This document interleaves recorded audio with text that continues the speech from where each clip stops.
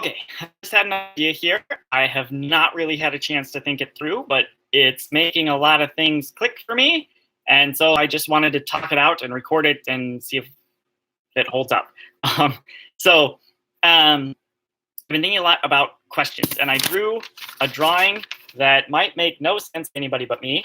But we have this pyramid of why, how, what, with why at the bottom and how in the middle, at what at the top, and then who, where, and when sort of framing it. And when I'm thinking about what a story is and what drives it and what moves it forward, I have this idea. And so who, where, and when, I have put those on the outside because I think those sort of frame the story. If we want to talk about setting in a broad sense, who, where, and when is it. And I think when a story is being told, these are questions, unless you're writing a mystery, you have to answer immediately. And for me personally, maybe not a popular opinion, but I really hate it.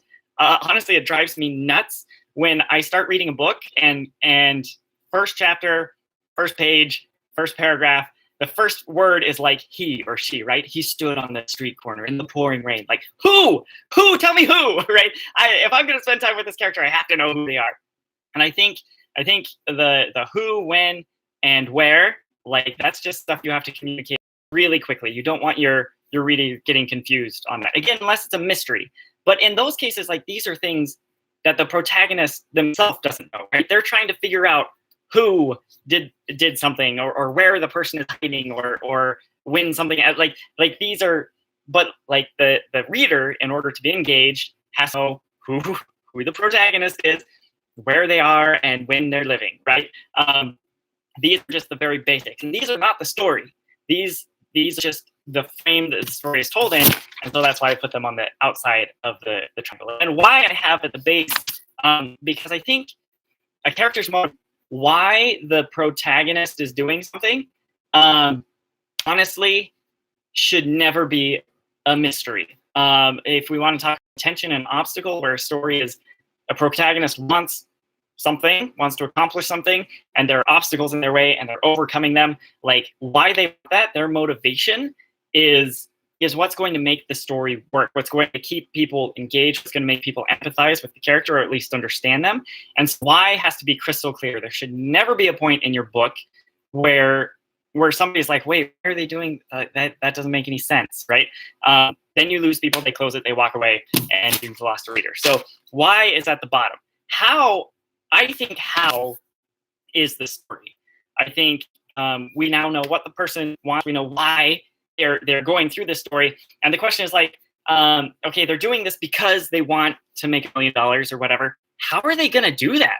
Like, with all these obstacles and with limited resources, like, how are they going to accomplish that? And that's what keeps me engaged, right? I'm the reader. I want to know how it's going to work out. I want to know how it's going to end. I want to know how the problem is going to get solved. And I think how is the story. And then what, I guess, is just the scenes, like what happens next, and so all of sort of, there are two things I want to talk about in regards to this. First, when I was writing my first novel, which I'm now shopping around to agents, I got my first rejection letter, by the way. Love getting a rejection letter. So much nicer than just wondering if anybody's ever going to respond. So thank you to agent who sent me a rejection letter. Would love to get an acceptance letter, but at least I know there are people on the other side. Regardless, this novel I wrote, I sort of outlined it roughly in sticky notes when I very first started writing it. And there's a point where I thought it ended. It's a time travel story.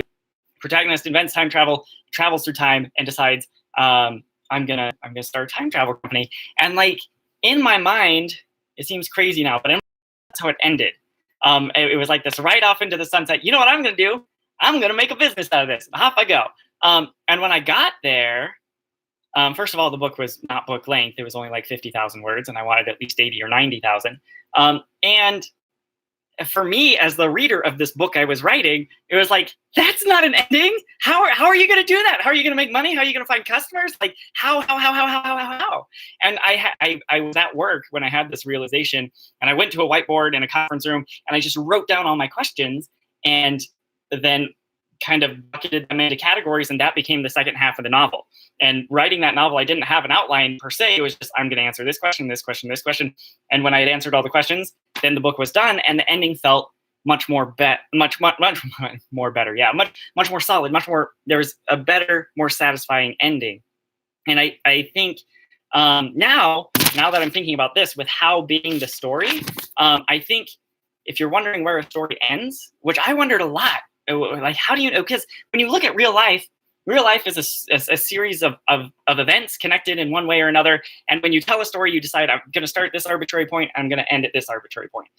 But in fiction, that doesn't have to be the case. I think in fiction, you start with this person is doing this thing because the why, whatever that is. And here's how they're doing it. And you have all these hows and all these whats. And then when you've answered all the how questions, your book is over.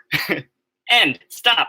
And maybe the if the reader is really engaged, they'll say, what happens next? I want to know what happens next. But that's a what question. That's not a how question. And like, maybe we'll have a sequel someday. But like, if the hows are all answered, then the story is ended. And if there are remaining hows, if you're wondering, wait, how are they going to deal with this? How is this going to resolve itself? Then the story isn't done. Don't stop writing until you've answered all of them.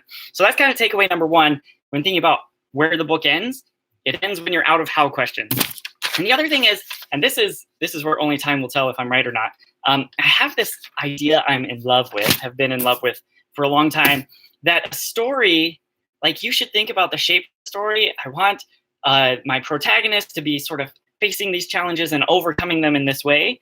I love the idea of figuring that out first and then thinking, okay, where can I set this to be most effective, right? The who, where, and when that I put on the outside, the thing I'm calling a setting very broadly, like living in modern day Singapore versus a middle-aged woman in 15th century France. And a middle-aged woman in 15th century France is very different from a middle-aged man in 15th century France, right? And like all these people, if they all wanted the same thing, they would go about getting them in very different ways. They would face very different obstacles.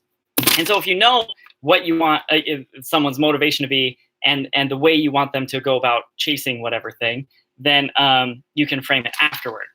The thing that's interesting is I've taken, as I've mentioned, a lot of classes on masterclass.com, and a lot of thriller writers especially talk about how like they will research industries and they will visit historic places and they will come up with like, I want to write a story about deep sea divers in Greece.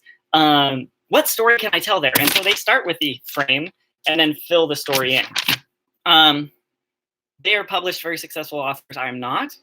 I don't think this has to be a thing where one of us is right and one of us is wrong. But I'm wondering if my theory is that you can go either way, right? If you have a setting you're in love with, a sort of character in a sort of place in a particular time period, you can come up with the why and the how and the what to tell a story. Perfect, run with it. But if you're more like, I want a story where someone is overcoming this sort of challenge, where in history, where in geography do people run into these sort of problems, then I think you can work the other way too. And I think that is more my preference, because then my research is guided, right? It's not just like, oh, I'm dabbling in ancient Rome because ancient Rome is interesting, and I'm dabbling in Soviet Union era Eastern Europe because I think that's interesting, right? It's like, no, I need an area where these sorts of people, where you have people who meet particular kinds of problems and need to overcome them in certain ways, and that's going to inform the why, how, what of my story. Anyway, the main thing I'm excited about is I now know how books end, and how scenes end too. Actually, I thought this up and I just finished a scene because I was like, I don't know what's going on. I'm a little lost. Like, oh, the question I need to answer is how did she get home at the end of this disaster? And like, oh, okay, and then I wrote it. It was easy. So I think a story is a series of hows driven by a why. And if the why is strong enough to support the whole thing, and if all the hows have been answered, then your book is done. Those are my thoughts. Talk to you later.